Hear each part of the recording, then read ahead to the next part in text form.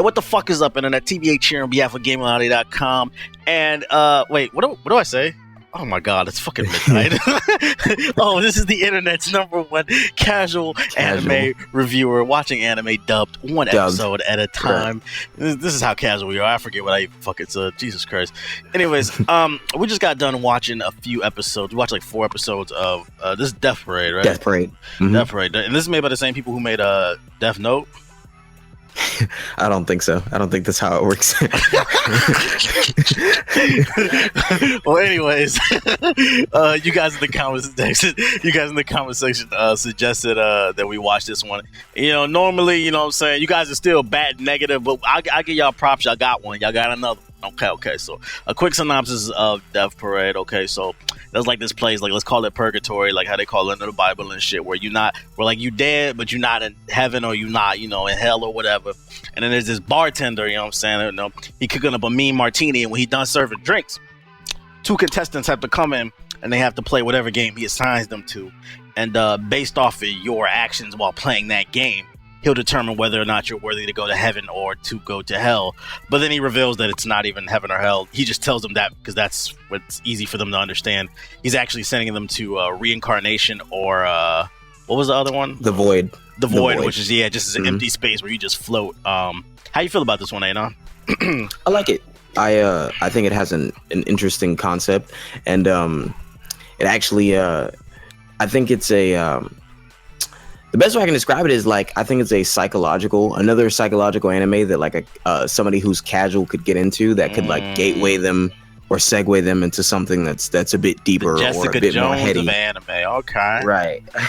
So like if it's funny that you give it the Death Note comparison, but if you did enjoy Death Note for the fact that it was psychological, then you'll enjoy Death Parade. Their stories have nothing to do with each other, but just the fact that if you like that genre, then I think you could really get into Death Parade and you mess with it. So it's a W for me.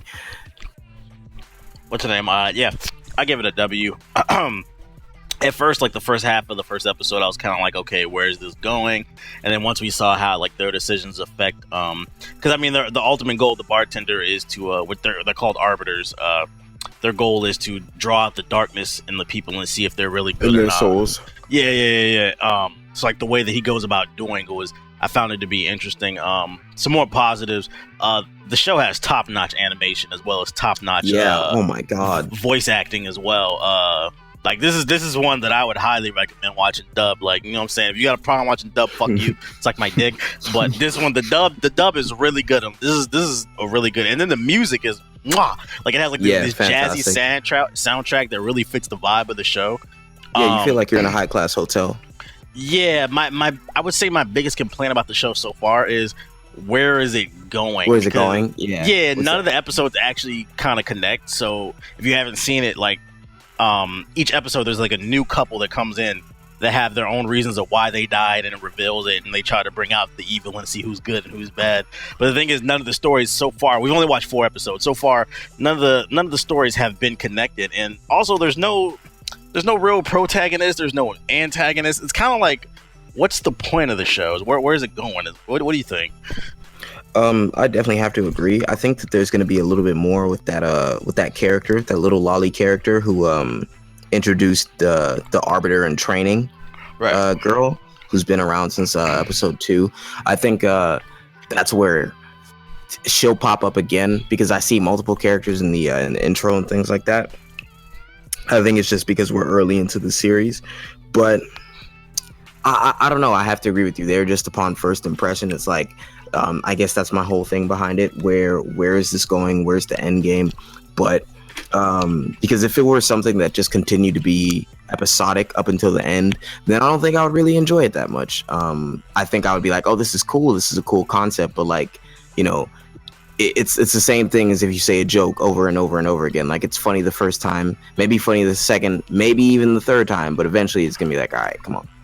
Right. So, but besides that, I think it's dope. What do you think about the characters?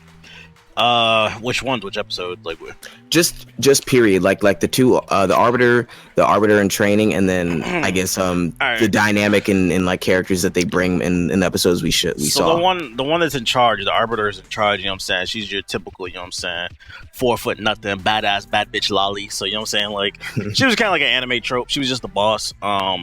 Let's see. The arbiter is in training. I'm kind of intrigued by her. Like, what's her story? Not only that, but like, what's the vetting process? Like, why did they choose her to be an arbiter? Also, where did the arbiters come from? Human. Yeah, like, where did the arbiter? Where are they dead humans as well? And who is picking them? Who created this game? Those are the type of things that I would want to see towards the end of it be answered. But the main arbiter, who's like the bartender, the guy with the blonde hair, who's serving white hair, yeah, who's serving the Diddy Ciroc. I don't know. I don't feel any type of way towards him. He didn't have a personality. He was just kind of there. I'm neutral about him. He's just there to like judge people. I can never really get a beat on him. But then again, ultimately, I can't really knock points for that because it makes sense. Because when you have somebody who's dealing with judging people on a psychological basis, you don't want them to necessarily be over caring or over cold. You kind of want a neutrality from them, because if you get somebody who cares too much, then they might judge people too positively or too optimistically. You don't want them to have a bias. And then exactly. And same with the vice versa. But I'm very intrigued by the assistant though, because she seems to be popping up and she seems to be very inquisitive and observative even to like everybody. Yeah. And challenging. So I think it's a good foil for him. Like, she has enough personality for like both of them. Right. Like, it would have been boring if it was just him by himself, because then the show would have had to rely on the strength of each character and having to go through the motion of, this is a game, here are the rules, you're dead, are we dead? Okay, now you're gonna go to heaven or hell, blah blah blah. Like, there's certain parts in the beginning and end that are gonna keep repeating that can get annoying. Right. This is one of those this is one of those shows where I don't know, like I would ask the comment section, like, feel free to leave a comment.